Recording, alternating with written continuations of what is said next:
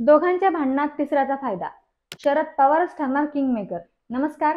Social चर्चामध्ये तुमचं सगळ्यांचं स्वागत आहे.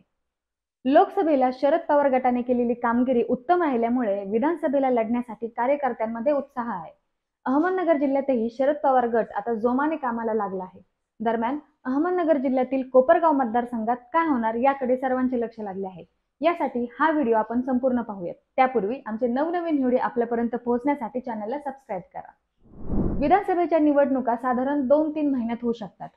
जसे लोकसभेला वातावरण तयार झाले होते तसेच वातावरण आता विधानसभेला पाहायला मिळेल. कोपरगावमध्ये आशुतोष काळे हे मागील वेळी अखंड राष्ट्रवादीकडून निवडून आले होते, परंतु राष्ट्रवादीत फूट पडल्यानंतर ते अजित पवार गटात आले. तसेच तिथे सध्या माजी आमदार स्नेहलता कोल्हे या भाजपमध्ये आहेत. त्यामुळे यंदाचे तिकीट कोणाला मिळणार असा मोठा प्रश्न निर्माण झाला आहे. कारण महायुतीमध्ये स्टँडिंग आमदारांना तिकीट देण्याचे ठरले तर काळे यांना तिकीट जाईल. मग भाजपच्या माजी आमदार कोल्हे यांचं काय असा मोठा प्रश्न पडतो.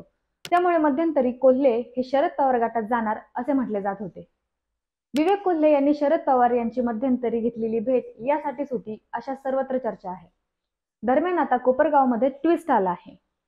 कोपरगावमधील पवारांचा एकनिष्ठ पवारांच्या भेटीला गेले होते. शरद पवार गटाचे प्रदेश प्रवक्ते ॲडव्होकेट संदीप वरपे यांनी नुकतीच दिल्ली जात ज्येष्ठ नेते शरद पवार यांची भेट घेतली. ते राष्ट्रवादी काँग्रेसच्या स्थापनेपासून पवारांसोबत एकनिष्ठ आहेत.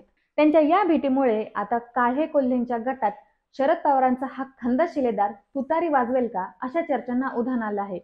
काळे महायुतीमध्ये आहेत. कोल्हे यांनी अद्याप कोणतीच ठोस भूमिका घेतलेली नाही. त्यामुळे आता महाविकास आघाडीकडून संदीप वरपे यांच्या नावाची चर्चा सध्या समोर येत आहे. शरद पवार वरपे यांच्यासाठी सकारात्मक असल्याचंही बोललं जात आहे. या भेटीनंतर वरपे यांनी बोलताना म्हटले आहे की 2014 आणि 2019ला पक्षाने मला उमेदवारी संदर्भात विचारले होते, परंतु तेव्हा मी इतरांची नावे सुचवली होती. परंतु या वेळेला जर पक्षाने जबाबदारी दिली तर पूर्णपणे ताकदीने आखाड्यात उतरेल असे ते म्हणाले आहेत. तर मंडळी, तुम्हाला काय वाटतं, दोघांच्या भांडणात तिसऱ्याचा फायदा होणार का?